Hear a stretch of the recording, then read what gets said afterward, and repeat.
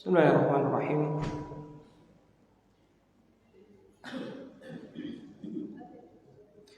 Assalamualaikum warahmatullahi wabarakatuh. Alhamdulillah.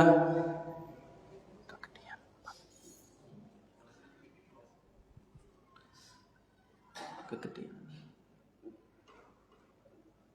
Kurangi volumenya.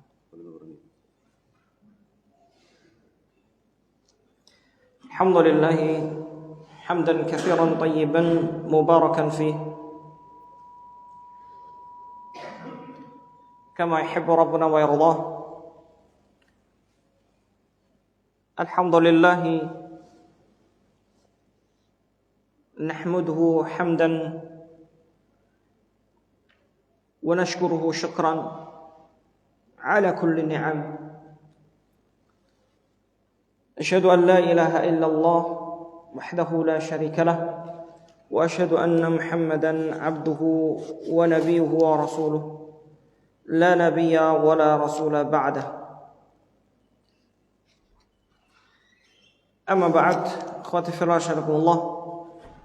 Jemaah sekalian yang dirahmati Allah Subhanahu wa taala.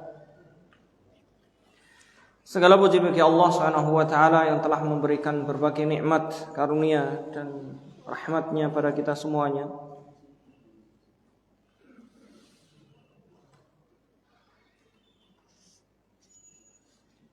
Dengan izinnya pula Allah Subhanahu wa taala memberikan pertolongan, kemudahan bagi kita untuk senantiasa beribadah padanya. Kemudian salawat dan salam kita aturkan pada junjungan kita Nabi Muhammad sallallahu alaihi wasallam, suri tauladan dan penutan kita. Semoga kita termasuk orang-orang yang menjadi umat Rasulullah yang mendapatkan syafaat dari beliau. Semua sekalian yang dirahmati Allah Subhanahu wa taala, pada kesempatan pagi hari ini kita akan lanjutkan pembahasan kitab yang ditulis oleh Al-Imam Ibnu Qayyim Al-Jauziyah rahimahullah, yakni kitab Ar-Ruh, di mana kitab ini adalah kitab yang isinya adalah sebenarnya jawaban dari pertanyaan-pertanyaan dari orang-orang kepada Ibnu Qayyim Al-Jauziyah rahimahullah. Banyak pertanyaan-pertanyaan yang muncul di masyarakat tentang ruh. Dan ini adalah pembahasan akidah, sehingga saya bahas di kesempatan kali ini. Kenapa? Karena ketika orang salah dalam memahami, maka antara kesyirikan dan tidak itu sangat tipis. Beberapa orang menganggap dengan anggapan-anggapan yang salah tentang roh atau ruh, sehingga ada anggapan jika orang itu mati, kemudian rohnya selama 40 hari masih bisa kemana-mana, jalan-jalan gitu ya, dan lain sebagainya. Maka kita bahas sebagaimana pada beberapa pembahasan yang lalu kita sudah bahas ya, bagaimana roh itu. Nah, kemudian pembahasan yang selanjutnya dari lanjutan yang pernah kita bahas adalah disebutkan oleh Ibnu Qayyim Al-Jauziyah rahimahullah tentang masalah ar-ruh hal tamut aula. Roh itu mati atau tidak? Ini sudah kita bahas belum? Saya takutnya lupa. Sudah belum? Belum ya? Kalau kita tahu bahwasanya kita bisa mati, ya kan? Hewan bisa mati, malaikat bisa mati enggak? Bisa mati. Jin bisa mati, semua bisa mati. Semua yang diciptakan oleh Allah Subhanahu wa taala yang mempunyai ruh itu bisa mati. Maka kenapa muncul pertanyaan ini? Karena ada permasalahan dalam memahami sebuah ayat. Ayat tentang kematian gimana? Yang sering kita dengar ya. Kullu nafsin dha'iqatul maut. Setiap jiwa. Nafsun itu artinya banyak. Kadang-kadang nafsun diartikan diri. Tahu diri ya? Diri kita. Kadang-kadang diartikan jiwanya. Kadang-kadang diartikan roh. Kadang-kadang nafsun itu diartikan roh. Ya. Ini kata nafsun. Ya. Taib. Bahkan ada yang mengartikan nafsun itu artinya adalah nafas. Karena tanafus. Nafas. Taib, jawab Allah SWT perlu kita pahami dulu. Dari sini maka kalau kita artikan setiap yang mempunyai, kalau nafsun diartikan roh berarti apa? Setiap yang mempunyai roh. Ya. Atau setiap roh itu merasakan kematian. Kalau diartikan diri, ya berarti setiap diri itu merasakan kematian. Maka dibahas oleh Ibnu Qayyim al-Jauziyah rahimahullah. Sebenarnya beliau membahasnya lumayan detail ya, panjang lebar, tapi saya singkat supaya sebenarnya bukan apa-apa. Kalau pembahasan kitab itu bagi thalibul ilmi, bagi orang yang menuntut ilmu itu harusnya detail. Tapi kalau saya bahas detail nanti ngantuk. Ya, saya ambilkan intisarinya. Ibnu Qayyim al-Jauziyah rahimahullah membahas detail bagaimana khilaf di kalangan ulama, perbedaan pendapat di kalangan ulama panjang sekali. Ya, tentang roh itu mati atau enggak? Ataukah yang mati itu cuman badan kita, jasad kita? Ya. Karena ayat ini kalau diartikan roh berarti setiap roh merasakan kematian. Maka jamaah Allah SWT,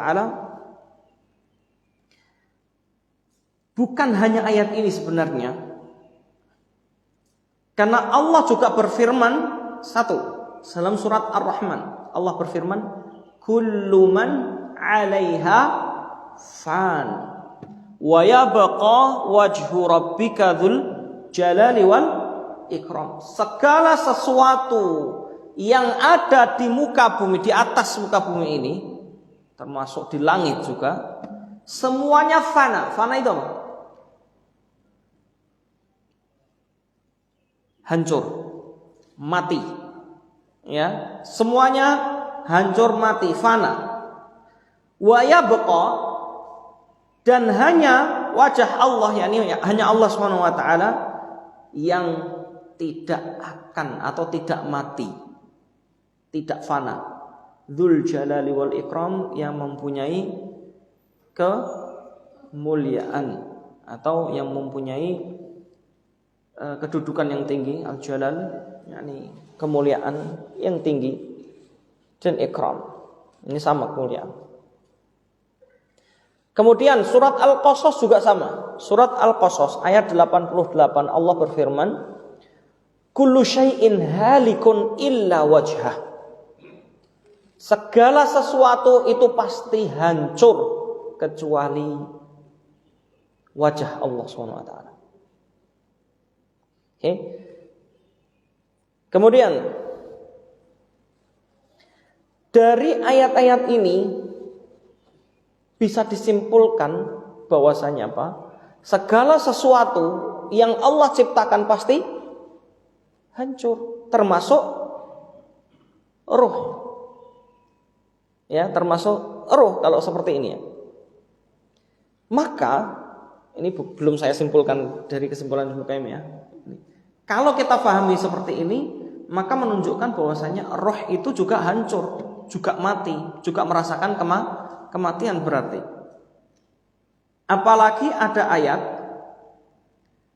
dalam surat Ghafir ayat 11 Allah berfirman, Rabbana amattana thnataini wa ahyaitana thnataini. Ya Allah, Engkau telah mematikan aku 2 kali dan engkau menghidupkan aku 2 kali. Sekarang hitung.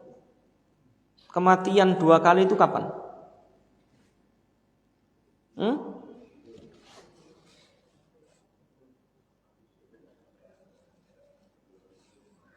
Kematian 2 kali.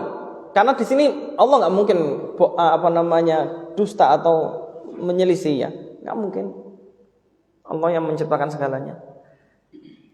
Ya Allah, engkau telah mematikan aku 2 kali. Kematian pertama kapan? Maka sebagian ulama berpendapat kematian pertama adalah kematian badan. Oke. Kemudian yang kedua adalah kematian rohnya. Ini pendapat sebagian ulama.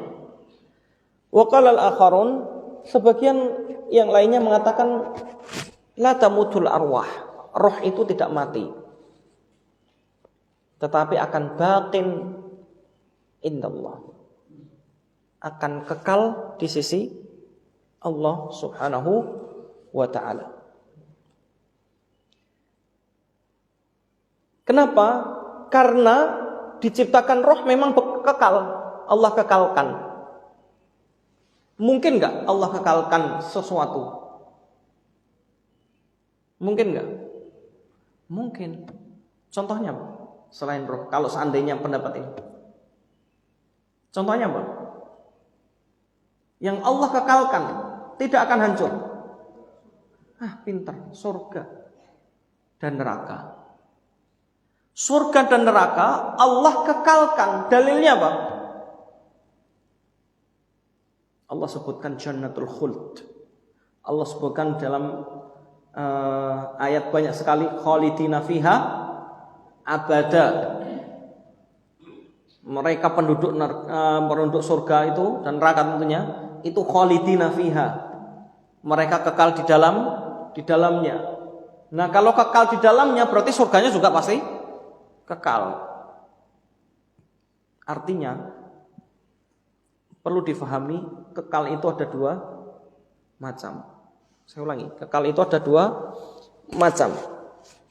Pertama adalah kekal yang sifatnya mutlak. Apa? Mutlak. Kekal yang sifatnya mutlak. Siapa? Hanya Allah Subhanahu wa ta'ala. Kekalnya mutlak. Yang kedua adalah kekalnya sifatnya muqayyad.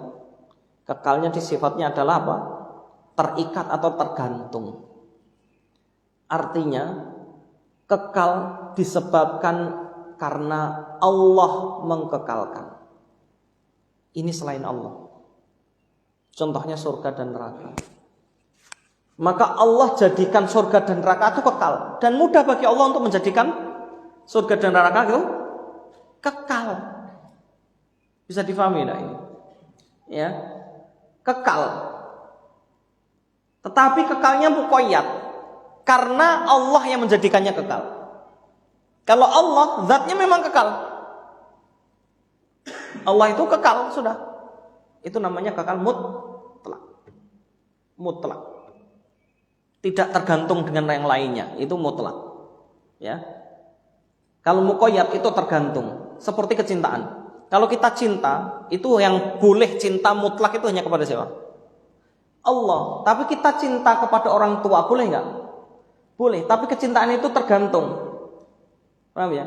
Kecintaan itu tergantung kecintaan kita kepada Allah. Maka ketaatan juga sama. Maka kita taat kepada orang tua karena kita taat kepada Allah. Maka ketika orang tua memerintahkan kita kepada sesuatu yang bertentangan dengan Allah, maka menjadi apa? Haram, nggak boleh. Boleh nggak taat kepada orang tua? Tetapi itu berlawanan dan bertentangan melawan Allah Subhanahu wa taala? Enggak boleh. Karena ketaatannya tidak mutlak. Tapi kepada Allah mutlak. Meskipun itu bertentangan dengan akal sehat kita, kalau itu perintah Allah, harus ditaati enggak?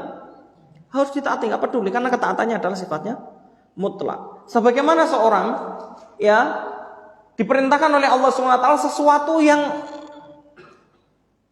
bertentangan dengan hatinya, atau dan lain sebagainya, maka tetap harus ditaati. Ambil contoh iblis, taat kepada Allah enggak? Awalnya taat, tapi urusan sujud kepada Nabi Adam enggak mau taat. Alasannya apa? Enggak masuk akal bagi iblis. Ini hati-hati ya. Kadang-kadang sebagian orang itu menjadikan akalnya standar dalam apa? Dalam ibadah. Padahal banyak ibadah yang tidak bisa dinalar akal. Ini saya kemana-mana sedikit biar memahami analoginya dulu ya.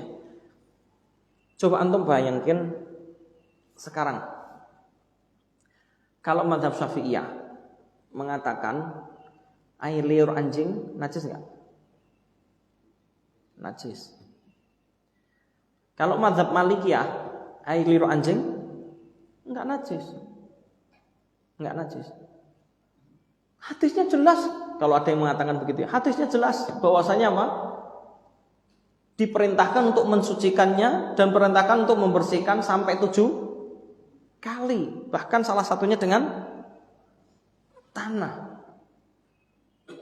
Gimana enggak najis? Enggak. Ya. Tapi alasan Malikiyah apa? Perintah itu adalah murni ta'abudiyah. Perintah untuk mensucikan itu murni sifatnya apa? Ibadah. Enggak bisa dinalar. Pokoknya soal ibadah seperti itu. Mereka berdalil itu tidak najis apa dalilnya? Karena dahulu banyak anjing-anjing seliweran. Di mana? Di masjid. Rasulullah tidak memerintahkan tuh anjing tuh dan maklum anjing itu adalah apa? Yalhas. Ngerti yalhas? Apa namanya? Melet. Melet itu apa? Menjulurkan lidahnya. Dan maklum kalau anjing menjulurkan lidahnya pasti ludahnya netes, nggak mungkin enggak. Masuk akal nggak pendapat Malikiyah? Masuk akal nggak? Antum kalau belajar usulnya Malikiyah itu antum akan menganggap pendapat Imam Malik itu paling kuat. Begitu antum pindah belajar mazhab Hanafiyah, antum akan mengatakan pendapat Hanafiyah itu paling jos. Begitu antum pindah, begitu seterusnya. Karena mereka itu dalam berpendapat tidak sembarangan. Antum pahami ini? Tidak sembarangan. Mereka butuh bertahun-tahun untuk mengungkapkan statement mereka. Studinya sampai nggak tidur. Antum tahu, studi mereka itu nggak tidur. Kalau Imam Syafi'i itu tidurnya ketiduran. Ini nyata beneran. Imam Syafi'i itu ketiduran tidurnya. Kita tiduran terus. Ini beneran. Imam Syafi'i selalu membawa air kalau belajar, selalu belajar. Ibadah belajar. Makanya Imam Syafi'i sampai kurus, kering. Karena masya Allah kurusnya banget. Makanya Imam Syafi'i sampai mengeluarkan kata-kata apa? Saya tidak mendapati orang yang gemuk itu pasti banyak makan dan malas, pasti goblok. Ini beneran loh, saya ngomong ini kata Imam Syafi'i bener. Ini sebenarnya nunjuk ke saya juga gitu. Nggak, wallahi antum itu sampai Imam Syafi'i berpendapat seperti itu. Kenapa? Karena tidak pernah didapati guru-gurunya Imam Syafi'i dan teman-temannya Imam Syafi'i itu gemuk. Makanya omongan Imam Syafi'i ini diralat ketika apa? Ketika beliau datang ke Mesir mendapati gurunya gemuk. Siapa gurunya? Al-Laits bin Sa'ad. Begitu ketemu Al-Laits bin Sa'ad, ternyata Al-Laits bin Sa'ad itu gemuk, kaya raya. Karena Al-Laits bin Sa'ad kaya raya. Al-Laits bin Sa'ad kaya raya, saudagar kaya seperti Abu Hanifah. Bahkan lebih. Ya, lebih. Al-Laits bin Sa'ad kaya raya. Tapi ulama besar. Tapi pintar. Maka Imam Syafi'i, saya baru dapatin orang seperti ini gitu ya. Maka kata Imam Syafi'i apa? kecuali Al-Laits bin Sa'ad. Itu mengatakan gitu. Karena ya benar, karena tapi Al-Laits bin Sa'ad bukan orang yang dikit-dikit tidur gitu, bukan beda. Meskipun beliau gemuk gitu ya. Ini artinya ini Imam Syafi'i rahimahullah berpendapat tidak sembarangan. Maka saya ngomong seperti ini nanti antum pahami pendapat-pendapat ulama ini tidak sembarangan dalam mengungkapkan pendapatnya. Ya. Maka sebagian ulama mengatakan bahwasanya roh ini mati. Tapi sebagian pendapat yang lainnya mengatakan roh tidak mati, kekal. Nanti dalil yang lainnya adalah kenapa Allah menjadikan kekal. Dalil pertama adalah firman Allah Subhanahu wa taala, ya, dan ini yang diambil pendapatnya oleh Ibnu Qayyim al-Jauziyah, pendapat yang kedua. Yakni pendapat roh itu tidak mati. Dalilnya adalah firman Allah Subhanahu wa taala, wala tahsabanna alladhina qutilu fi sabilillahi amwat. Saking nikmatnya ini ceritanya. Wala tahsabanna alladhina qutilu fi sabilillahi amwata bal ahya'un 'inda rabbihim yurzaqun. Ya, ini banyak para imam-imam itu kalau membaca ayat ini nangis ya. Ya, antum nanti dapati salah satunya Sa'ad Al-Ghamidi. Saya hafal betul karena salah satu murotal yang paling saya sukai juga adalah Sa'ad Al-Ghamidi. Itu Masya Allah nangis mesti kalau baca ayat ini. Wala tahsabanna alladhina qutilu fi sabilillahi amwata bal ahya'un 'inda rabbihim yurzaqun farihina bima atahumullahu min fadlih wa yastabshiruna billadhina lam yalhaqu bihim min khalfihim alla khaufun 'alaihim wa lahum yahzanun. Ini surat apa? Surat Ali Imran, ya. Janganlah engkau mengira, seingat saya surat Ali Imran, yang nanti kalau saya salah, mohon maaf ya. Janganlah engkau mengira bahwasanya orang yang mati di jalan Allah, ya ini orang mati syahid, itu mereka mati. Jangan kamu kira mereka tuh mati. Lihat, bal ahya'un 'inda rabbihim. Bahkan mereka tuh hakikatnya hidup di sisi Allah Subhanahu wa taala. Yurzaqun, mereka dikasih rizki. Kalau dikasih rizki itu maknanya ya menikmati kenikmatan. Ya. Maka kemudian disebutkan farihina bima atahumullahu min fadli. Mereka merasa gembira, senang, sukaria terhadap apa? Nikmat yang Allah berikan dan karunia yang Allah berikan kepada mereka. Berupa rizki apa saja. Wa yastabshiruna billadzina lam yahaqu bihim min khalfihim. Mereka itu memberikan kabar gembira, pengennya memberikan kabar gembira. Kepada siapa?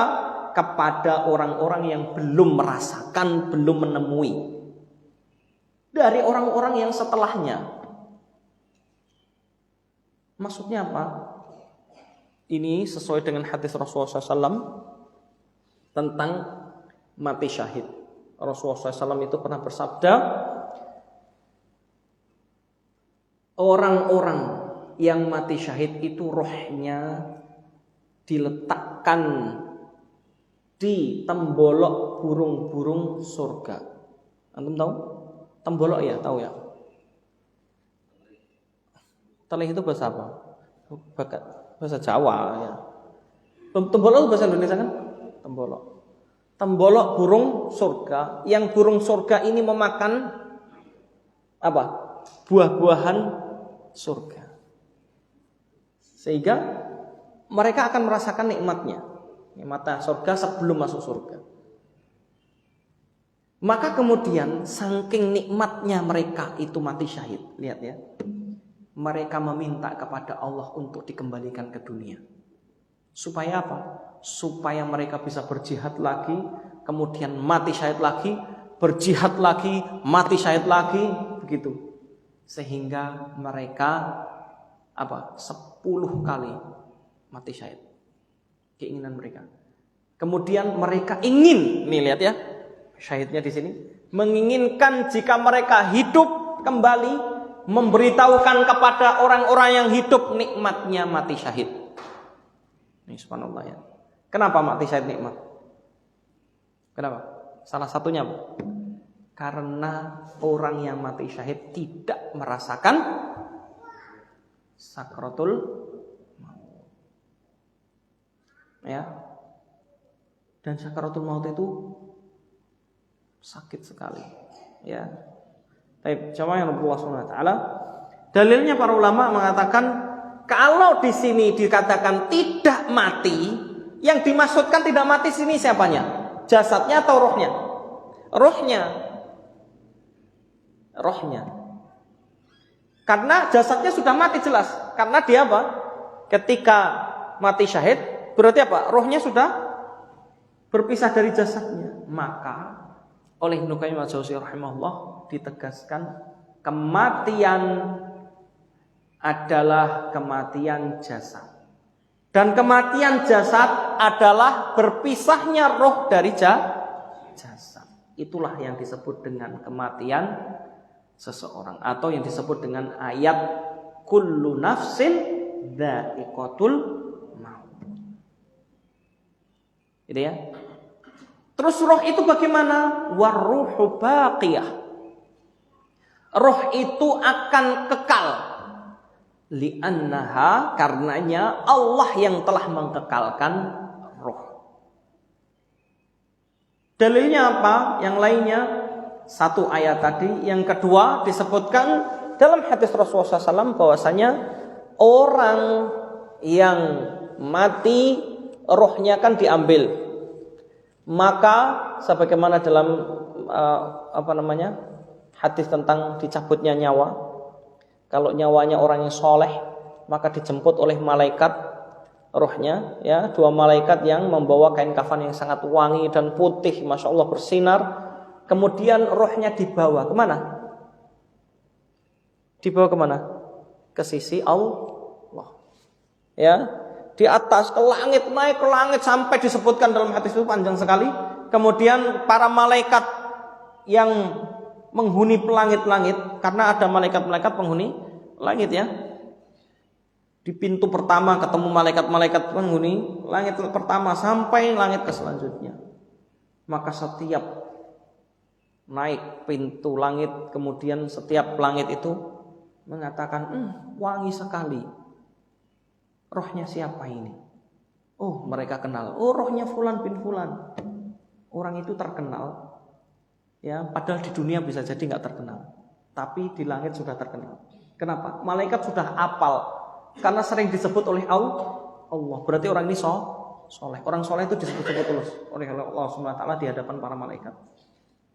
Ya. Maka kemudian naik lagi sampai ke sisi Allah Subhanahu wa taala.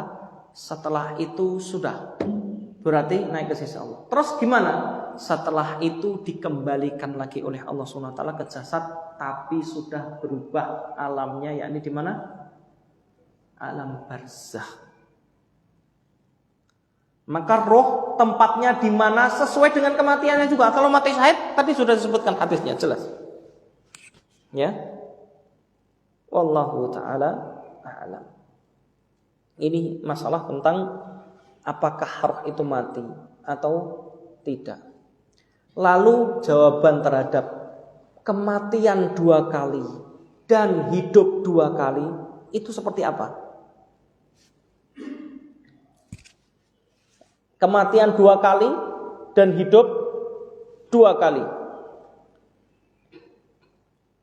Kalau hidup 2 kali, paham ya? Hidup 2 kali, kita hidup 2 kali atau sekali? Kalau ada yang mengatakan hidup ini 1 kali, goblok sekali Anda. Allah sendiri sudah mengatakan 2 kali, menyelisih, ya enggak? Hati-hati loh akidahnya. Kan kadang-kadang orang bikin syair-syair enggak jelas dan merusak akidah. Ya, saya senang dengan syair-syair Arab dan dulu hafal banyak syair-syair Arab. Ya, tapi kalau antum melihat syair-syair Arab kalau di masa-masa jahiliyah itu juga sama ya. Isinya banyak-banyak kesyirikan juga. Saya hafal banyak syair-syair jahiliyah. Para ulama hafal, nggak usah tanya. Hafal, mereka hafal syair-syair jahiliyah yang nggak jelas itu ya. Yang isinya juga kesyirikan mereka hafal. Yang isinya kadang-kadang memuji, molekan wanita juga hafal. Karena kaitan dengan apa? Kaitan dengan apa? Bahasa Arabnya. Karena bahasa Arab itu tingkatan tertinggi itu adalah apa? Syair. Karena itu susah nanti bahasanya, lebih susah. Kalau orang sampai bisa memahami syair itu biasa, itu berarti sampai memahami detailnya bahasa Arab. Ya. Ini syair-syair ya. Tapi di masa Islam enggak. Banyak syair itu Rasulullah jadikan apa? Jadikan alat media untuk apa? Untuk menghancurkan orang-orang kafir. Karena syair itu zaman itu benar-benar hebat ya perannya. Saking perannya hebat itu, Hasan bin Thabit cuman ngomong adimna khailana illam taruha tuthirun nab'a itu hakadau. Ya, wa ruhul qudsi. Ya, wa jibrilun fina. Ya, saya salah wa jibrilun fina wa ruhul qudsi kata beliau. Saya agak lupa, udah lama banget ini saya bacanya. Berapa puluh tahun yang lalu. Ya, saya hafalkan ini syairnya Hasan bin Thabit tentang apa? Mengancam orang-orang kafir sebelum perang. Seingat saya ini sebelum perang Badar ya. Itu sampai orang-orang kafir itu gemeteran dengar syairnya Hasan bin Thabit. Ini ngeri kaum muslimin dah. Niat betul ini. Gedonkan mental musuh dulu. Istilahnya perang urat saraf dulu. Kalau mohon maaf ya, kalau orang-orang mau fighting itu sebelumnya sudah alah itu gampang itu. Padahal juga itu sebenarnya apa? Mengedonkan musuh, dan Rasulullah memang perintahkan itu. Syairnya Abdullah bin Ruwahah, bagaimana Rasulullah SAW memerintahkan Abdullah bin Ruwahah, coba kamu bersyair Abdullah. Itu Masya Allah ya, syair-syairnya Rasulullah SAW. Artinya perang syair. Namun di masa Islam itu tidak ada lagi yang namanya jarang ya. Nah mulai muncul setelah generasi-generasi, setelah sahabat, ya maklumlah keimanan sahabat tidak bisa dibandingkan dengan keimanan generasi setelahnya, itu maklum. Ya, mulai jelek lagi, sampai sekarang kita lebih jelek lagi. Ya, ngomonginnya sudah bukan kesyirikan lagi, ya enggak? Kadang-kadang mengerikan kesyirikannya itu. Waliyadzubillah na'udzubillah min dzalik. Baik. Maka ikhwafal asyarakumullah, kematian dua kali, hidup dua kali. Hidup dua kali adalah kehidupan kita di dunia, dan yang kedua kehidupan di akhirat. Oke. Lalu kematian kita yang kedua kapan? Kematian pada saat kita diambil rohnya. Itu kematian kedua. Kematian pertama kapan? Kematian pertama kapan? Maka lihatlah firman Allah Subhanahu wa taala. Allah Subhanahu wa taala berfirman tentang bumi ini. Maka Allah katakan dahulu bumi ini adalah mati. Oke? Dahulu bumi ini mati, tidak ada penghuninya. Kemudian Allah turunkan hujan dan Allah hidupkan kembali. Maka dalam beberapa riwayat nanti, dahulu bumi ini semuanya tidak bisa dihuni. Allah sudah ciptakan tapi tidak layak untuk dihuni oleh manusia. Lalu Allah adakan atau Allah munculkan daratan. Ya, Allah munculkan daratan, kemudian Allah berikan apa? Tumbuh-tumbuhan. Allah tumbuhkan darinya tumbuh-tumbuhan. Kemudian Allah ciptakan hewan-hewan. Ketika sudah layak untuk dihuni, barulah manusia menghuni bumi. Maka kematian pertama adalah sebelum adanya kita. Oke, itu adalah kematian pertama. Karena kita nggak ada, berarti kita adalah mati. Sebelum kita ada, itu adalah kita adalah mati. Sampai kemudian Allah ciptakan kita ya menjadi hidup. Wallahu taala a'lam. Ini ya tentang kematian. Baik. Maka sebagaimana juga para malaikat juga mereka mati. Mati. Mereka punya roh enggak? Nah, masalah yang selanjutnya. Para malaikat punya roh atau enggak? Kalau hewan iya, punya roh. Jin punya roh enggak? Ini masalah turunannya selanjutnya dibahas. Jin punya roh enggak? Punya. Ingat tadi, setiap jiwa itu pasti akan merasakan kematian, dan kematiannya adalah apa? Berpisahnya roh dari jasad. Berpisahnya roh dari jasad. Nah, berpisahnya roh dari jasad itu berarti menunjukkan kalau dia mati berarti mempunyai roh. Mempunyai roh. Termasuk malaikat dan jin.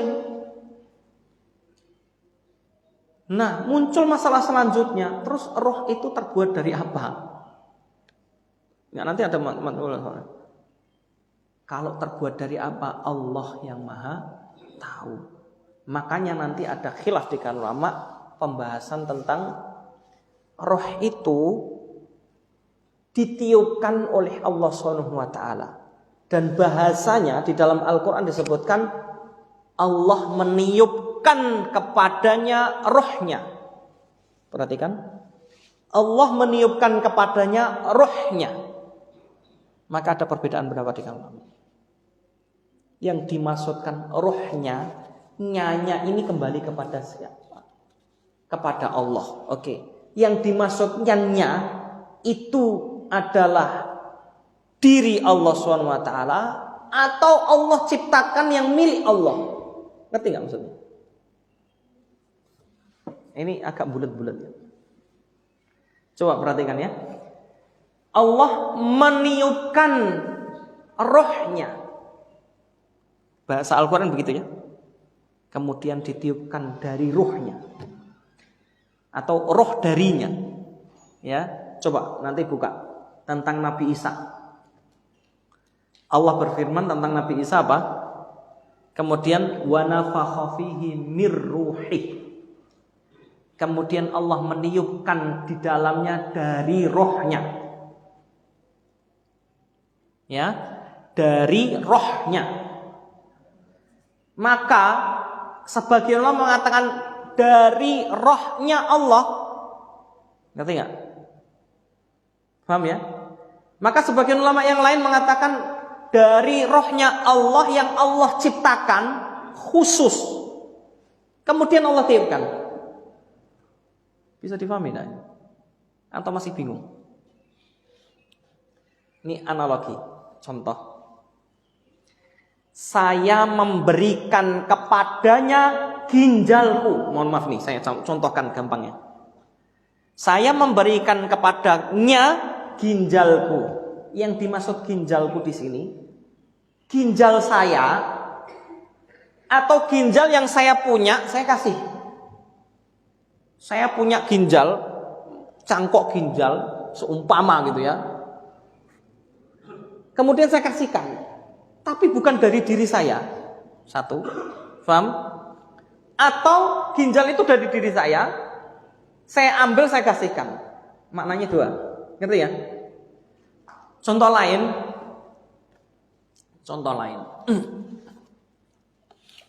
Saya memberikan kepadanya, ya, saya memberikan kepadanya seumpama mataku. Berarti mata milik saya kasihkan. Atau makna yang kedua apa? Saya punya mata nih, stok mata karena saya dokter gitu ya. Saya punya stok mata di cangkok atau bagaimana, masa kasihkan. Betul enggak?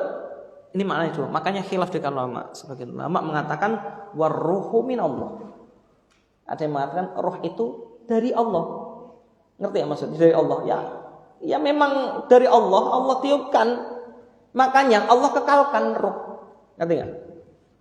Sebagian ulama mengatakan enggak, Allah ciptakan khusus roh, kemudian ditiupkan ke setiap manusia, baru kemudian Allah jadikan roh itu kekal. Wallahu ta'ala a'lam tentang hal ini. Coba panjang ya, para ulama itu detail sekali. Ya, ini tentang roh. Kemudian ya,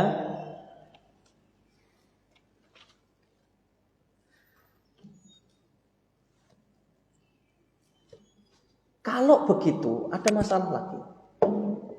Ya, syukran jazakallah. Masalahnya apa? Maksudnya ini ada pertanyaan muncul dan dibahas oleh Ibnu Qayyim. Al-mas'alah al-khamisah. Permasalahan yang kelima, permasalahan besar. Kalau begitu, kan kita semuanya punya roh. Ketika rohnya kemudian keluar dari badan, bagaimana seorang bisa mengetahui rohnya ini, rohnya si fulan, ini rohnya si fulan, dari mana taunya? Perbedaan roh satu dengan yang lainnya di mana? Rohnya fulan dengan rohnya fulan, roh saya, bedanya apa? Ya, coba panjang ya, dibahas, masya Allah. Karena banyak orang bertanya-tanya tentang hal ini. Terus, lanjut selanjutnya. Kalau begitu, apakah roh satu dengan roh yang lain bisa saling bertemu, salaman, atau bagaimana?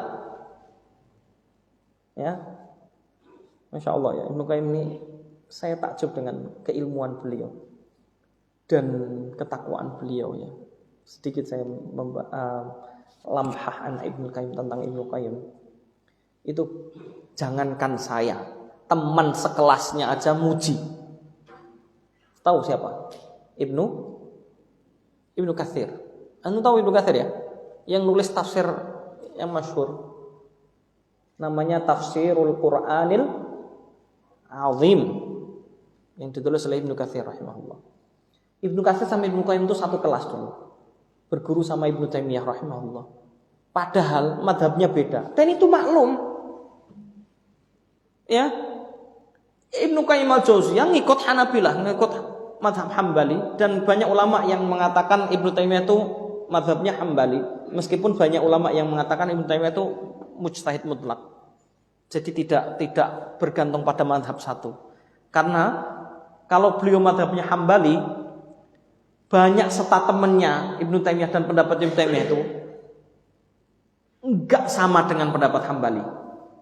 Enggak sama dengan pendapat Imam Ahmad. Banyak. Saya kalau tunjukkan satu persatu banyak sekali. Yang saya ketahui aja ya. Yang enggak banyak, yang enggak saya ketahui lebih banyak lagi. Ya jauh. Itu masya Allah. Tapi muridnya dengan berbagai mazhab itu biasa, Pak. Ya. Ibnu Qayyim itu cenderung kepada Hambali. Ibnu Katsir Syafi'iyah. Mazhabnya Syafi'i. Makanya berguru kepada Ibnu Qayyim, Ibnu Taimiyah juga enggak lama juga ya. Karena beliau kemudian lebih banyak berguru pada mertuanya. Tadinya gurunya jadi mertuanya. Jadi banyak ya, kejadian dari dulu tuh banyak. Tadinya gurunya jadi mertuanya. Ya.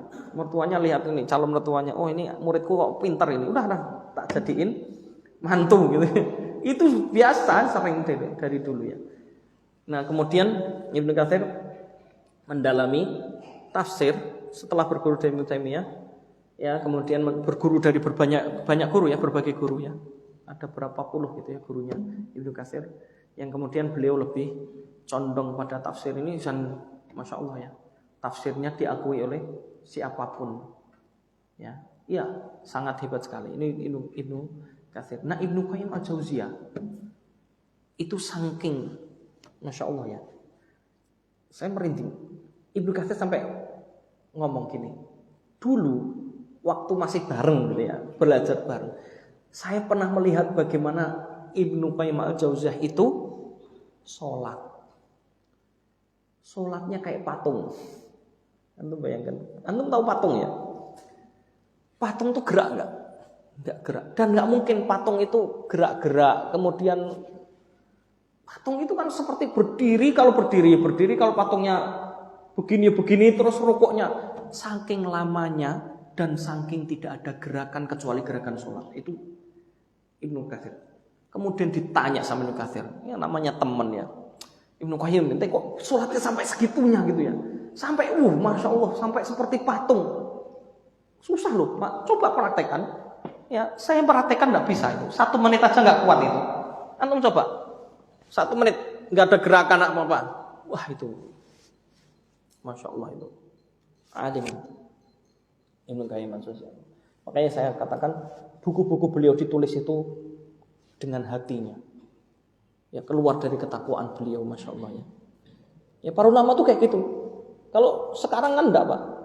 Yang penting ilmunya sampai doktor, nulis buku, enggak peduli dia bertakwa atau enggak. Makanya apa? Bukunya enggak ngefek.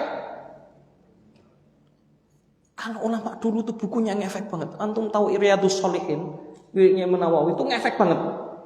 Antum baca itu jadi orang soleh. Antum praktekkan semuanya itu. Makanya bahasanya Imam Nawawi apa? Riyadhus Shalihin. Ya, taman orang-orang soleh. Kalau kalian laksanakan semua yang ada di sini, hadis-hadis yang ada di sini, kamu jadi orang soleh. Gitu bahasanya begitu. Coba. Nah, Ibnu Qayyim itu hebatnya begitu. Sampai sholatnya saking takut. Dijawab oleh Ibnu Qayyim aja. Kata Ibnu Qayyim, bagaimana saya tidak sholat yang lama, panjang, dan tidak ada gerakan. Sedangkan aku sedang menghadap kekasihku. Antum tahu ya? Menghadap kekasihku. Pengennya ya berlama-lama. Ya enggak? Menghadap kekasihku, pengennya seusuk-usuknya. Ya, merasakan kenikmatan tersendiri. Maka aku ingin selama mungkin bersama kekasihku. Antum kalau sudah sampai derajat seperti ini, hebat sekali. Antum sholat sudah bagaikan ketemu Allah SWT, pengennya diem 1000 bahasa, tapi ngantuk kalau kita. Malahan ya. Itu kalau Ibnu Qayyim Masya Allah ya. Ini makanya saya bilang, saya membahas ini bukan sembarangan. Ya, ini buku ulama yang benar-benar menulisnya dengan hati. Beliau menulis ini karena banyak sekali orang nanya. Akhirnya apa? Kalau nanya satu-satu, yang dapat satu-satu kan? Akhirnya beliau tulis semua pertanyaan-pertanyaan ini, permasalahan-permasalahan. Pas saya baca mukadimahnya begitu ya. Semua masalah-masalah beliau kumpulkan, beliau jawab lewat buku ini. Sehingga semua orang bisa memahami. Baik, tadi masalah terakhir hari ini yang kita bahas. Bagaimana bisa mengetahui roh ini rohnya siapa? Roh ini rohnya siapa? Terus masalahnya, turunannya, apakah bertemu antara roh satu dengan roh yang lainnya? Bahasanya hal tatalaqal arwah wa tata'araf. Apakah roh-roh itu saling bertemu dan saling mengenal satu dengan yang lainnya? Ya. Wahal tusyakkal, apakah dia mempunyai bentuk rohnya atau tidak? Artinya begini, roh itu punya mata, punya hidung, punya mulut sebagaimana jasad, atau dia enggak ada bentuknya? Kayak gini loh dibahas. Dan sebagian orang akan bertanya-tanya juga, kok bisa gitu. Kemudian apakah dia seperti memakai pakaian atau memakai apa ini turunannya? Sebagaimana jasad, sehingga diketahui. Baik, jawab Allah SWT. Kata Ibnu Qayyim al-Jauziyah, jarang sekali ulama yang membahas hal ini. Wahadihil mas'alah. Lihat. La takadu tajid min takallumi man takallama fiha. Hampir kamu tidak dapati ada orang yang ngomong masalah kayak gini. Maksudnya seorang ulama yang membicarakan masalah kayak gini. Ya. Wala tadfar fiha min kutubin nas. Banyak enggak ada kamu dapatkan hasilnya dari buku-buku yang ditulis oleh banyak orang. Makanya antum tahu salah satu buku-buku yang membahas tentang roh enggak banyak. ulama yang menulis tentang itu, kecuali hanya sedikit sekali. Ya, salah satunya kitab Ar-Ruh ini. Ya, kemudian kitab At-Tadhkirah punyanya siapa?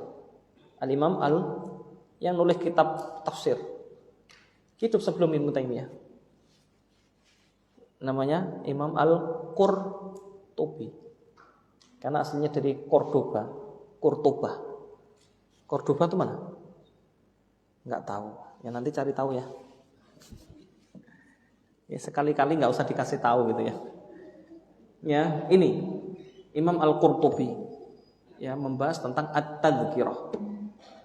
Kitab ini. Baik. Maka ini panjang ya. Hampir 2 lembar beliau berbicara tentang ini.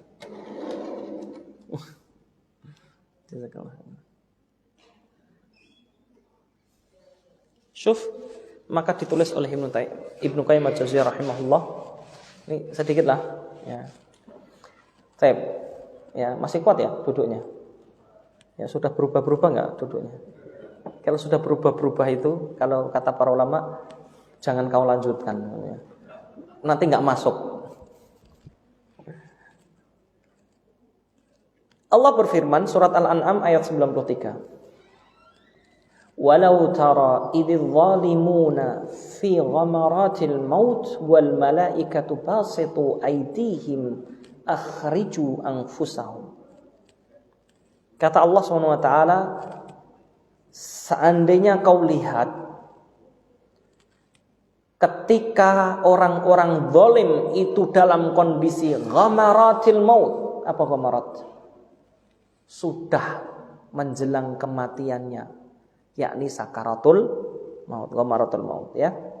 Wal malaikah, dan para malaikat basitu aydihim, menjulurkan tangan-tangan mereka. Tentunya maksudnya apa? Ya, untuk mengambil rohnya.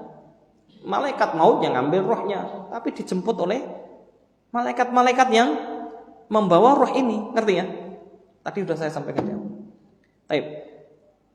Akhriju anfusakum, keluarlah jiwa-jiwa kalian. Artinya roh kalian. Keluarkanlah rohnya. Baik, selanjutnya. Ini baru ayat-ayat yang disebutkan ya. Kemudian juga Allah berfirman, ya ayyatuhan nafsul mutmainnah, ya, irji'i ila rabbiki radiyatan mardiyah fadkhuli fi ibadi wadkhuli jannati. Wahai jiwa yang tenang, mutmainnah, pulanglah ke haribaan Allah. Ngerti gak kurang? Berarti memang asalnya dari Allah SWT dan kembali kepada Allah roh itu. Ya, pulanglah engkau wahai roh jiwa yang tenang kepada Rabbmu, radiyatan, dalam kondisi ridho, mardiyah, dan diridhoi. Berarti apa? Masya Allah, jiwa yang tenang itu ridho kepada Allah dan diridhoi. Radiyallahu anhum wa radu an. Fadkhuli fi ibadi, masuklah engkau dalam golongan hamba-hambaku, wadkhuli jannati, dan masuklah engkau ke dalam surgaku. Baik. Kemudian firman Allah yang lainnya nanti baru disimpulkan ya. Ini saya sebutkan semuanya ayat-ayat yang disebutkan karena apa? Supaya memahami beberapa sisi nanti disebutkan. Wa nafsin wa masawwaha, dan demi jiwa atau roh. Karena nafsun kadang-kadang diartikan roh. Nah, di sini juga artinya dan demi jiwa atau roh, wa masawwaha, dan apa-apa yang Allah telah ciptakan kesempurnaannya. Sawwa itu artinya adalah apa? Disamakan. Maksudnya apa? Disempurnakan. Ya, ini sawwa. Fa'alhamaha fujuraha wa taqwaha. Allah memberikan ilham, fajir atau takwa bagi ruhnya. Ini ayatnya. Maka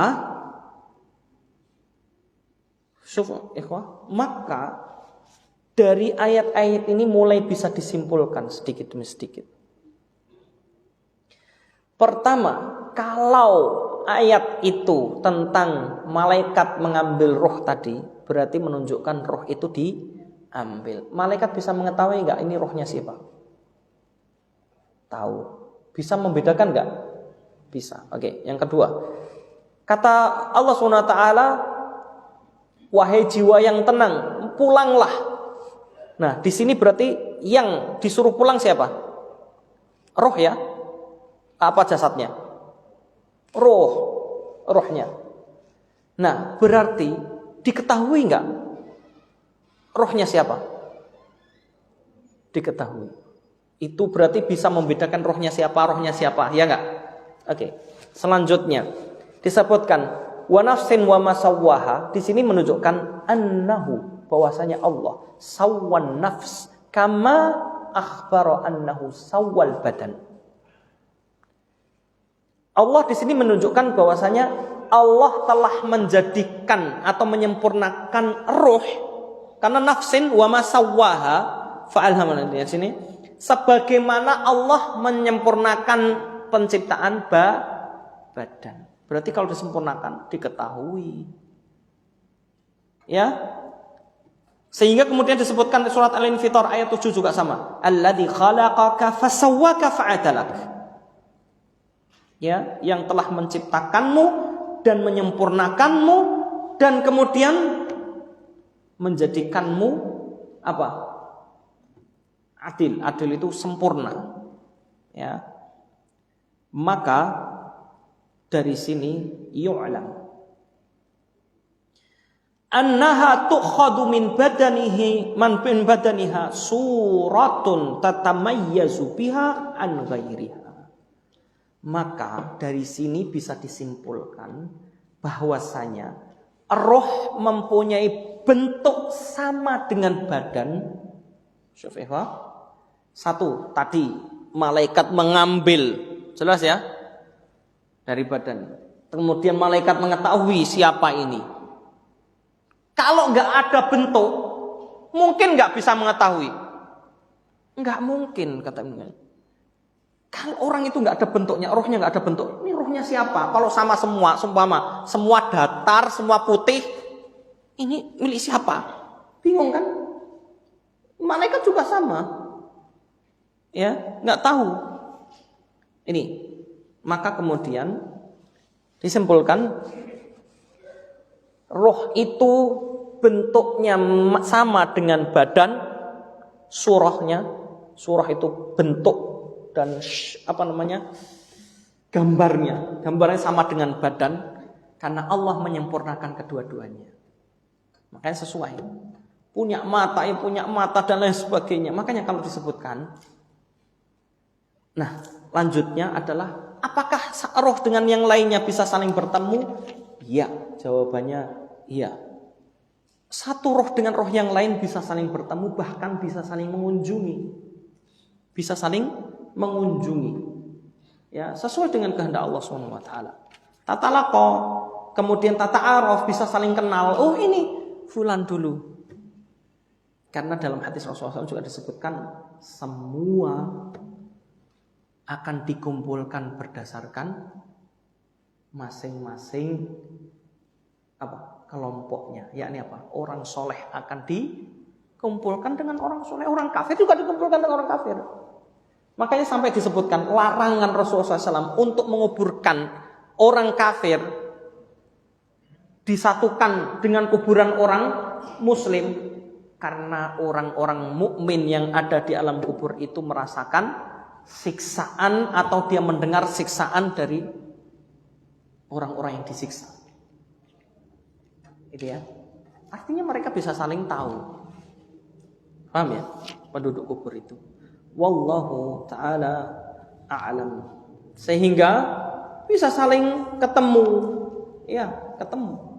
Makanya Apakah mungkin akan ketemu temannya? Iya, sangat mungkin bertemu. Ya. Nah, kemudian nanti ada masalah-masalah yang lain yang akan kita bahas selanjutnya. Ini saya tidak uraikan, saya baca satu persatu ya. Enggak. Tapi kesimpulan yang disebutkan oleh Ibnu Qayyim al-Jauziyah rahimahullah, wallahu taala a'lam. Sampai di sini pembahasan kita. Ya, karena subuhnya juga cepat. Jadi ini jam segini sudah terang ya. Mungkin ada yang dipertanyakan dari penjelasan saya. Silahkan. Ya, silahkan. Kalau saya bisa saya jawab. Kalau saya nggak bisa ya mohon maaf ya. Bismillahirrahmanirrahim. Mengenai keterangan Ustadz bahwa orang yang soleh yang mati syahid itu tidak akan mengalami kesakitan pada saat sakratul maut. Tapi saya pernah melihat orang yang di luar Islam itu meninggalnya kelihatannya itu tenang dan kelihatan tersenyum mayatnya itu, Pak. Yang ingin saya tanyakan adalah apakah ada ciri yang spesifik mengenai orang yang mati syahid itu, Ustadz? Karena kebanyakan orang tuh menilai orang yang meninggalnya tenang itu identik dengan tersenyum, Ustaz. Itu saja, Ustaz.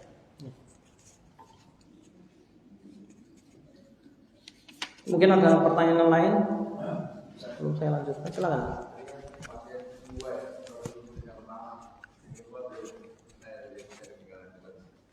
Yang kedua, ini Ustaz, saya pernah dengar hadis juga katanya kondisi orang yang sudah meninggal, kan dia minta doa, ada yang minta ampunan.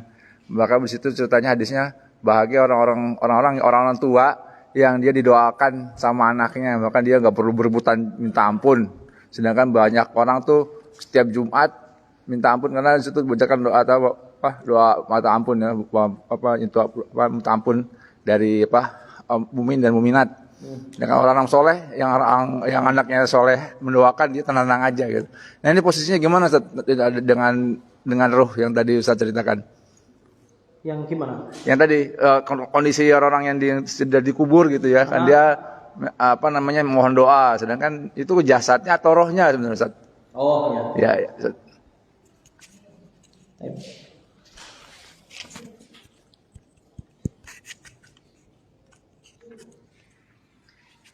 Ada lagi? Sekalian saya baca jawabnya. Tidak ada ya? Oke. Berarti habis itu selesai. Pertama adalah adakah ciri-ciri khusus spesifik kematian mati syahid atau husnul khotimah gitu ya? Sebenarnya bukan menjadi ukuran kalau orang itu matinya tersenyum berarti dia baik. Padahal ada orang kafir matinya tersenyum orang kafir gitu ya. Tersenyum enggak semua tersenyum. Ya, bisa jadi dia pas mati gitu diangkatnya iya.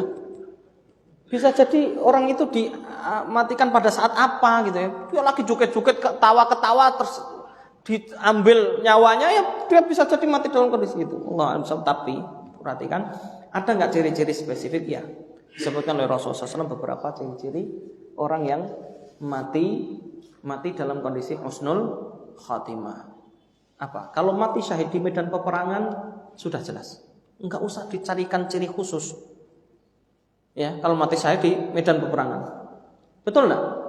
Ya kalau dia mati dalam kondisi berperang melawan orang-orang kafir sedangkan pada saat itu dia mati, ya udah berarti itu mati syahid. Karena nanti di akhirat ketika mereka dibangkitkan dalam kondisi mereka mati.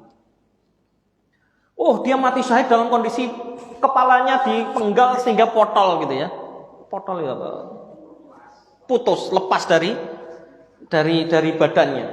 Nanti di hadapan Allah dia akan membawa kepalanya. Benar-benar ini ya Allah SWT, ini bukti saya dulu memperjuangkan agama. Darahnya masih ngalir. Tapi darahnya tidak lagi bau anyir, tapi rihul misk. Kan bahasa Rasulullah SAW bahasanya masuk indah ya. Walau launadam rihul misk. Warnanya masih warna darah, maksudnya darah itu masih mengalir, masih kelihatan merah darah segar. Warihu rihul misk, dan baunya, aromanya aroma misik, wangi. Itu ya, menghadap Allah sebagai bukti langsung nanti. Sebagaimana orang yang mati dalam kondisi memakai pakaian ihram, maka dia akan mati dalam kondisi itu, dibangkitkan dalam kondisi itu, sehingga disebutkan dia akan dibangkitkan dalam kondisi bertalbiyah. Nanti begitu dibangkitkan dia bertalbiyah, labbaik Allahumma labbaik, masya Allah ya. Antum bayangin. Jadi tidak heran kalau dulu nenek moyang kita tuh sampai berharap meninggalnya dalam kondisi berpakaian ihram. Ngerti nggak? Beralasan. Baik. Kalau mati syahid jelas. Ya, kematian di medan peperangan mati syahid. Kalau mati syahid selain medan peperangan atau husnul khotimah, dia matinya adalah mautus solehin, kematian orang-orang soleh. Satu, ciri-cirinya jika mati dalam kondisi terkena penyakit taun. Jelas hadisnya. Ya. Orang yang mati terkena penyakit taun, maka dia mati yang baik karena dia akan kematian itu adalah mautus solehin. Makanya Abu Ubaidah waktu sebelum dia kan menjadi gubernur Syam, yang waktu Syam terkena penyakit taun, ketika dialog sama Umar, tahu nggak? Atau nggak tahu? Ya, dialog sama Umar kan di perbatasan. Dialog, udah Umar ngapain kamu takut sama takdir? Ini takdir. Kalau mati, wahada mautus solehin, ini kematian orang-orang soleh kan gitu. Makanya taun itu dulu sebelum Islam, sebelum datang syariat Rasulullah SAW, itu sebagai adab bagi orang-orang kafir. Paham ya? Tapi setelah Islam, maka taun itu sebagai ujian atau sebagai kematian yang soleh bagi orang-orang soleh. Ya, paham ya? Baik, ini kematian yang terkena penyakit taun itu jelas berarti tanda-tanda orang itu matinya dalam kondisi baik, husnul khotimah. Yang kedua, kematian orang yang berada dalam kondisi beribadah kepada Allah, termasuk dalam kondisi berpakaian ihram, orang dalam kondisi sholat, lagi baca Al-Quran, ya meninggal. Banyak ulama dulu itu meninggalnya karena lagi menuntut ilmu, saking hebatnya urusannya ilmu, itu saking khusyuknya tertimpa buku mati. Ya, terus lagi khutbah, seorang alim lagi khutbah meninggal, khutbah Jumat. Ya, itu meninggal dalam kondisi ini. Kemudian ciri-ciri fisik apa? Salah satunya yang disebutkan oleh ulama adalah yang disebutkan oleh Rasulullah SAW adalah dahinya. Ini tidak mutlak ya. Dahinya berkeringat. Jadi kalau antum dapati, antum pernah ngurus jenazah enggak? Ya. Di sini ada kan bagian pengurusan jenazah ya, ada ya. Harus ada. Kalau enggak ada saya suruh ada. Masjid harus ada. Ya, paling enggak masjid lah ngurusin. Karena ini penting ya. Ya. Salah satunya adalah bagian dahi ini berkeringat. Padahal dia sudah mati. Artinya ketika dia mati, itu dahinya berkeringat. Itu bagian dari kematian orang yang soleh. Itu ciri-cirinya. Kalau senyum, saya belum dapati. Ya, senyum belum dapati. Kalau dia senyum, salah satu cirinya adalah matinya senyum. Belum dapati. Kalau dahinya berkeringat, ya. Dahinya dalam kondisi berkeringat. Ya, wallahu a'lam bishawab. Itu sih ciri-ciri yang disebutkan. Kemudian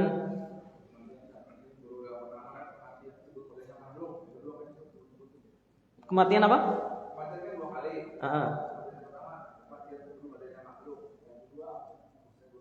Kematian ketika terpisahnya ruh dengan badan. Ya, itu ya. Berarti kematiannya 2 kali. Yang dimaksudkan kematian 2 kali itu gitu. Baik. Kemudian tadi tentang apa tadi?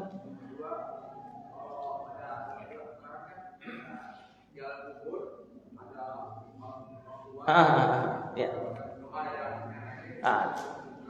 Itu maksudnya untuk badannya atau untuk rohnya gitu ya. Perlu dicatat. Sebenarnya nanti ada pembahasan di selanjutnya tentang gini. Di alam kubur ada nikmat kubur nggak? Halo, ada nikmat kubur nggak? Ada. Ada azab kubur? Ada. Nikmat kubur apa? Banyak disebutkan, tapi tidak disebutkan detail oleh Rasulullah SAW. Kan di buku ini juga disebutkan Rasulullah SAW hadisnya tuh beliau diajak jalan-jalan sama malaikat Jibril. Seingat saya 2 malaikat, ya, Jibril dan Mikail atau saya agak lupa.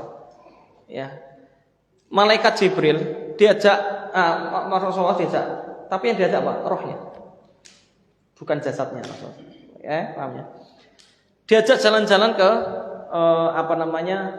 alam kubur, maka diperlihatkan azab kubur. Rasul diperlihatkan adab kubur. Rasulullah juga diperlihatkan nikmat kubur. Salah satu nikmat kubur yang diperlihatkan siapa? Nikmat kubur yang dimiliki oleh Nabi Ibrahim dan anak keturunannya. Yang disebutkan, saya melihat Nabi Ibrahim dan anak keturunannya merasakan nikmat kubur yang nikmat sekali. Karena Nabi Ibrahim itu keturunannya soleh-soleh. Ya, keturunannya soleh-soleh. Dan banyak Nabi itu keturunan siapa? Nabi Ibrahim. Ya, termasuk Rasulullah juga keturunan Nabi Ibrahim. Ya, karena orang soleh. Makanya kan bahasanya ketika naik sampai langit ketujuh, ketemu dengan Nabi Ibrahim kan, kata Nabi Ibrahim, ahlan bibni soleh, ya, wan nabi soleh. Selamat datang anakku yang soleh dan nabi yang soleh. Kan bahasanya begitu kan.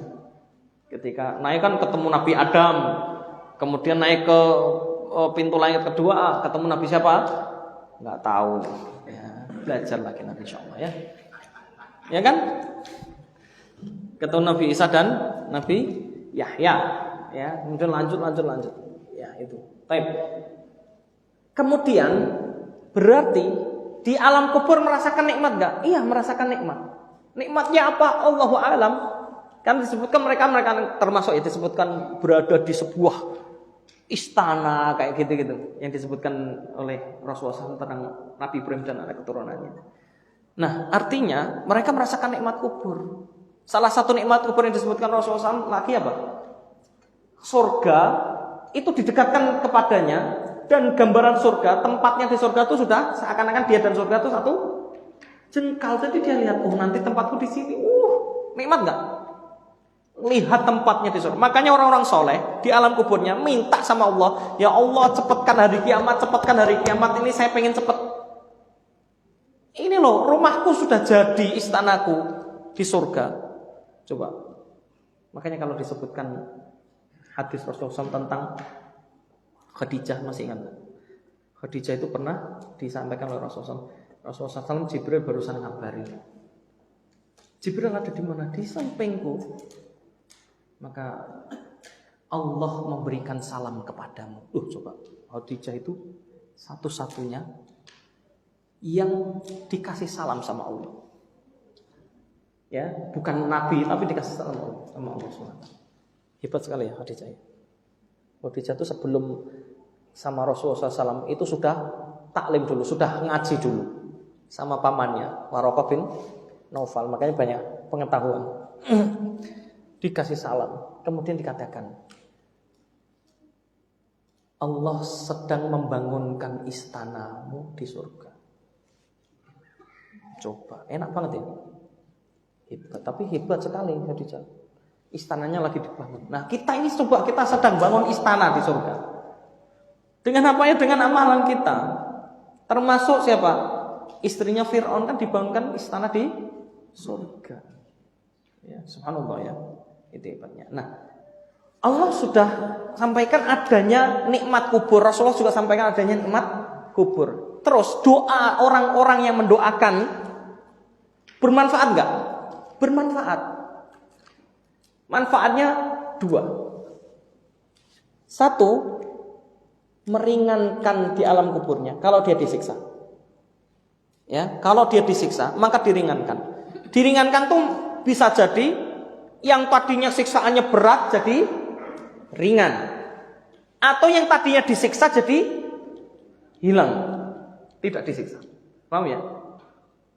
Makanya kan bahasa kita mendoakan mereka supaya diampuni kan. Doa kita kepada orang tua kita supaya diampuni, diberikan rahmat oleh Allah SWT. Nah, bagian dari rahmat Allah itu tadi. Ya. Atau yang kedua, apa manfaatnya? Kalau dia nggak disiksa, apa manfaatnya kalau nggak disiksa? Kan nggak ada efeknya. Dinaikkan derajatnya. Dinaikkan derajatnya. Gampang Pak, di-upgrade kalau bahasa kita mungkin ya. Gampangnya begitu. Tadinya rumahnya kecil, jadi lebar, jadi bagus, jadi mewah, jadi megah. Upgrade. Itu. Ya. 2, menaikkan derajat. Yang kedua. Jadi doa kita tuh bermanfaat. Yang masih hidup. Ya. Makanya banyak-banyak mendoakan. Rasulullah juga mendoakan. Termasuk Rasulullah kan setelah khutbah Jumatnya beliau mendoakan Allahumma firlil muslimina wal muslimat wal mu'minina wal mu'minat. Rasulullah mendoakan. Rasulullah itu saking sayangnya pada umatnya. Rasulullah itu doakan untuk umatnya. Satu. Yang kedua, Rasulullah bahkan korbannya juga untuk umatnya. Lihat ya kan? Allahumma hadza minni taqabbal minni, dalam riwayat disebutkan Allahumma taqabbal minni wa min ummati. Atau dalam riwayat Allahumma hadza minni wa min ummati. Karena Rasulullah mengatakan supaya orang-orang yang tidak bisa berkorban pun akan mendapatkan aliran pahala dari korbannya Rasulullah SAW. Bayangkan ini. Kita belum ada jodoh didoakan Rasulullah SAW. Kok kita nggak mau mendekat dengan syariatnya, itu perlu dicatat. Kita belum cinta sama Rasulullah SAW. Ngaku cinta tapi nggak berkorban. Ngaku cinta tapi nggak mau mengikuti Rasulullah SAW. Kan aneh. Ya, kadang-kadang kita fokus masalah sholat doang, urusan ekonomi nggak mau ngikut Rasulullah SAW. Sholat doang yang diikuti. Urusan pendidikan nggak mau ikut Rasulullah SAW. Kan aneh. Namanya apa? Ngambil sebagian, meninggalkan sebagian. Seperti orang Yahudi. Yang disuka diambil, yang enggak. Totalitas. Udkhulu fisilmi kafah. Masuklah Islam dalam kondisi sempurna. Secara kafah, keseluruhan. Jadi kalau ngikuti Rasulullah semuanya. Bukan hanya soal sholat. Makan pun ikut Rasulullah SAW. Urusan sholat ikut Rasulullah SAW. Giliran makan, pesta, berdiri. Kan aneh ini. Enggak totalitas. Ya, urusan makan enggak ikut Rasulullah SAW. Adabnya bagaimana? Ya, urusan bertetangga enggak mau ikut Rasulullah SAW. Enggak totalitas. Ya, kita mungkin belum bisa sempurna. Berusaha untuk menuju sempurna. Itu Allah alam shawab. Saya akhiri perjumpaan kita pada pagi hari ini. Akhir ta'ala alamin wa sallallahu alaihi Muhammad wa ala alihi wa sahbihi ajmain. Wa akhir ta'ala alamin. Saya mohon maaf kalau ada hal-hal yang kurang berkenan. Ya, tentu tidak ada maksud apa-apa. Ya, kalau ada, ya kadang-kadang manusia ada salahnya dalam berucap. Ya, mohon dibuka menjadi maaf. Ya, ini dari saya. Kalau ada hal-hal yang salah juga, ya namanya manusia. Insya Allah kalau saya salah dan saya sadar, saya tahu, akan kita perbaiki pada pertemuan yang datang kalau Allah mengizinkan. Subhanakallahumma wa bihamdika asyhadu an la ilaha illa anta astaghfiruka wa atubu ilaik. Assalamualaikum warahmatullahi wabarakatuh.